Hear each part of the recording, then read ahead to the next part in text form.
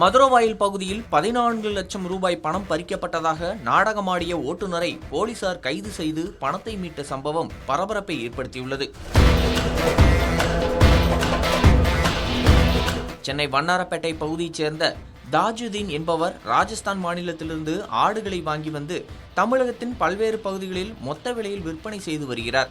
இந்த வியாபாரத்தில் அவருடன் ஓட்டுநராக சம்பத் என்பவர் பணியாற்றி வந்தார்.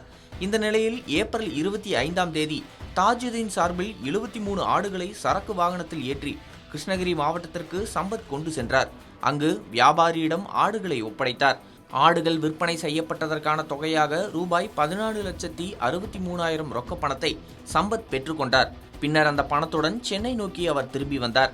சென்னையின் மதுரவாயில் பகுதியில் வந்தபோது திடீரென தமக்கு மயக்கம் ஏற்பட்டதாகவும் அப்போது அங்கு வந்த 2 பேர் தண்ணீர் வாங்கி கொடுத்து உதவி செய்ததாகவும் சம்பத் தெரிவித்தார். அதே நேரத்தில் அந்த இருவரும் தன்னை ஏமாற்றி தன்னிடம் இருந்த ரூபாய் 14,63,000 பணத்தை பறித்து சென்றதாக சம்பத் கூறினார். இந்த தகவல் வியாபாரி தாஜுதீனுக்கு தெரிவிக்கப்பட்டது. இதனால் அதிர்ச்சியடைந்த தாஜுதீன் உடனடியாக மதுரவாயில் காவல் நிலையத்தில் புகார் அளித்தார். புகாரின் பேரில் போலீசார் வழக்கு பதிவு செய்து தீவிர விசாரணை தொடங்கினர். விசாரணையின் போது சம்பத் அளித்த தகவல்களில் முரண்பாடுகள் இருப்பது போலீசாருக்கு சந்தேகத்தை ஏற்படுத்தியது. தொடர்ந்து அவரிடம் தீவிரமாக விசாரணை நடத்தப்பட்டது.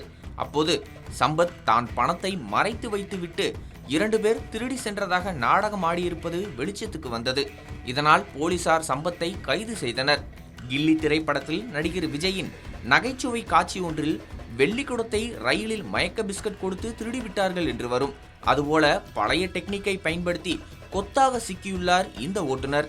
மேலும் அவரது வசம் மறைத்து வைக்கப்பட்டிருந்த ரூபாய் 14,62,000 பணத்தை போலீசார் மீட்டனர்.